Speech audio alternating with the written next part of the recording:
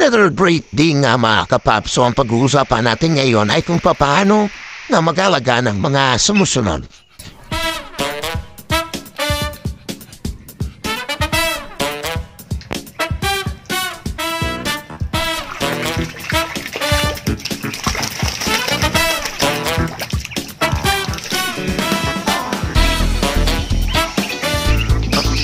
Magandang araw po, ngayon ang usapin natin ay tungkol dito sa pag-aalaga ng itik, ng pato at ng manok. Kung minsan di natin maiwasan maging excited, binibigla natin yung sarili natin dahil gusto na natin kumita, gusto natin magkaroon ng negosyo. Dahil meron naman tayong pera na panimula. Bumili tayo ng maraming sisiyo ng itik, bumili tayo ng maraming sisiyo ng pato o kaya ng manok para makita na natin agad na isang negosyo yung ginagawa natin. Hanggang sa nag-alaga na tayo, hunibong, bumili tayo ng 100 sisiyo o manok man yan, pato man yan o itik man yan.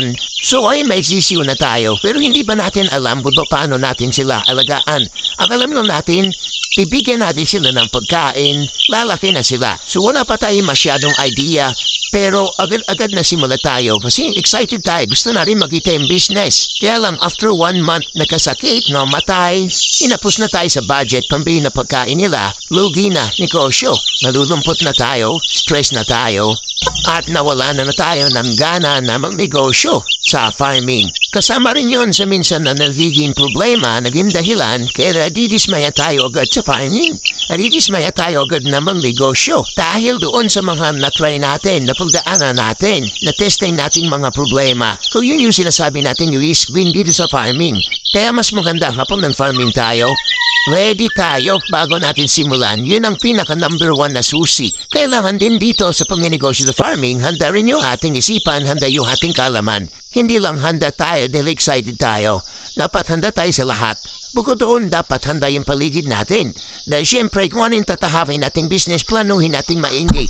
Hanggat maaari kung kaya natin magplano within 1 year, mas maganda na magplano tayo kasabay ng pagtatanim na rin natin ng mga pangangailangan ng ating kaalagaan. Kung halimbawa napili natin na mag-alaga ng manok, magtanim na rin tayo ng mga madre de agua. Alamin natin yung mga pwede maging source natin na papahain sa kanila. Kung yun ay mga native na manok, ganoon din sa mga itik o mga pato. So kailangan pwede tayo, alam natin kung ano yung mga ibibigay natin sa ating mga alaga. Kung may seminars, mag-invest tayo sa pagsali ng seminar.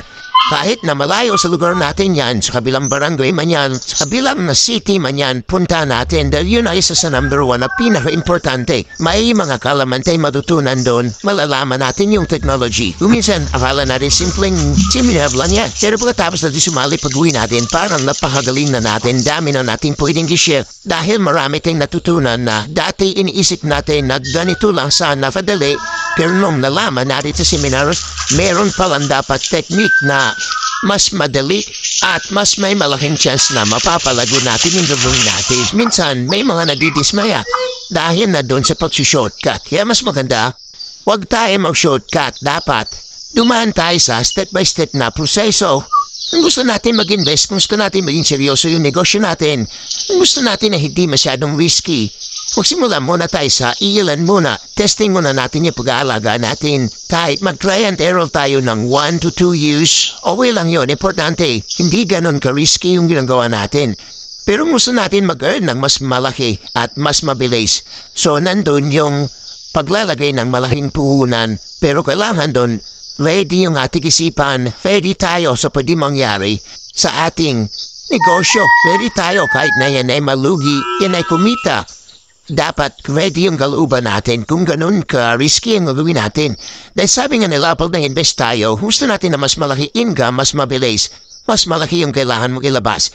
Pero mas malaki yung pwedeng malugi. Kung gusto naman natin na magnegosyo na kahit pa pare medyo matagal at yung pagpasok ng pera ay pakonti-konti lang, hindi ganun kalaki agad. So pwede tayo magsimula dun sa konti muna. So sa farming, ganun din siya. Katulad din siya sa mga investment na kapag medyo maliit lang yung income, mas maliit yung risk, pero yung mas malaki yung kita, mas malaki yung risk. Kumbaga mas malaki yung isusugal natin para manalo tayo ng mas malaki. O mas maliit yung isusugal natin, medyo safe kasi mas maraming beses tayong pwedeng magsugal. Parang sugal din, pero huwag tayo magsugal siyempre. Nakakasama rin yun sa pag-iipon natin. So ganun sa farming, kung minsan masyado na rin maging excited, hindi natin napapansin na hindi pala tama.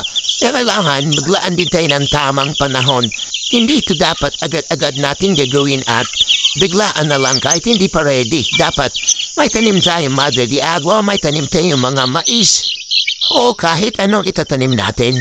Depende sa kung ano yung natutunan natin na dapat nating itanim at depende sa pangangailangan nating alagaan. So dito sa pagmamanapan yun, pwede tayo magtanim ng madre di agua, pwede tayo magtanim ng mais, pwede tayo magtanim na saging.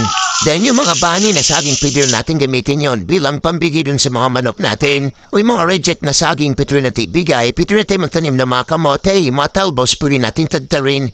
Ibigay sa manok, sa mga free range nating manok. Kapag naman itig at pato, mas maganda kung may source tayo ng mga kuhol, mga suso. Dahil napakaganda rin na ibigay sa kanila.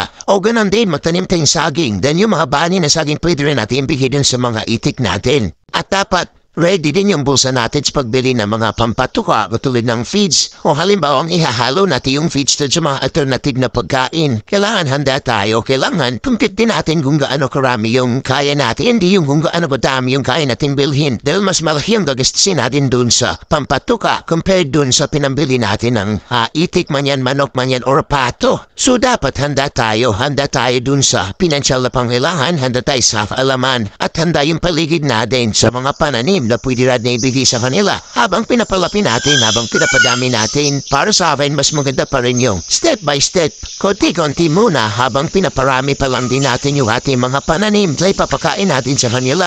At nagdadagdag din tayo na pa konti-konting kaalaman sa isipan natin. Yung experience na natutunan natin, yun ang gagamitin natin kapag naparami na natin lalo yung mahalaga natin. So mas maliit na yung risk kapag ganun yung proseso. Huwag tayo masyadong excited, doon natin isipin na gusto natin within this year kumita na tayo ng malaki. Dahil kapag minamadali natin, posibleng malugi din tayo. Dahil hindi naman natin kontrolado yan. May chance pa rin na magkasakit. May chance pa rin na kapusin na pampatuka. At pag kinapos na yan, doon na tayo mga problema.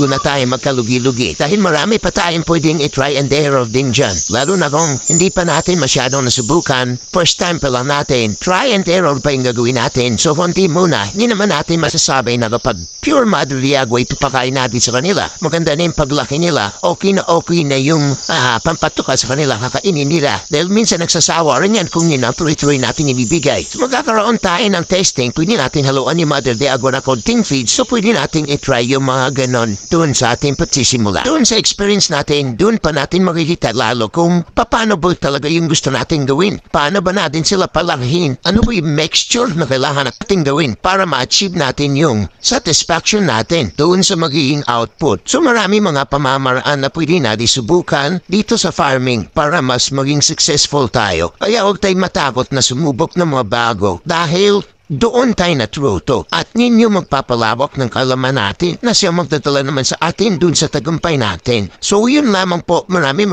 salamat po ulit sa inyong panonood. Pag may natutunan ka at ongoy kay ganda, pag binahagi mo sa iba, lahat ay liligaya.